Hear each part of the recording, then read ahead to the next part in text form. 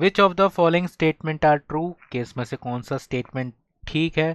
As per the Indian law apart from the RBI no other individual organization is allowed to issue currency, के जो Indian law है उसमें क्या बोला गया है कि आरबीआई के अलावा कोई भी इंडिविजुअल या फिर ऑर्गेनाइजेशन करेंसी इशू नहीं कर सकता। तो ये स्टेटमेंट तो होता है करेक्ट। सेकंड स्टेटमेंट भी पढ़ लेते हैं। The law legalize the use of rupee as a medium of payment that can not be refuse in the settling transaction in India, कि इंडिया के अंदर हमने क्या है रुपी को अपना करेंसी बना लिया है, और अब रुपी क्योंकि हमारी एक ऑफिशियल करेंसी है तो उसको कोई भी रिफ्यूज नहीं कर सकता for the payment in India. India के अंदर अगर रुपी का हम यूज़ कर रहे हैं तो उसको लेने से या फिर उसको उससे ट्रांजैक्शन करने से कोई मना नहीं कर सकता।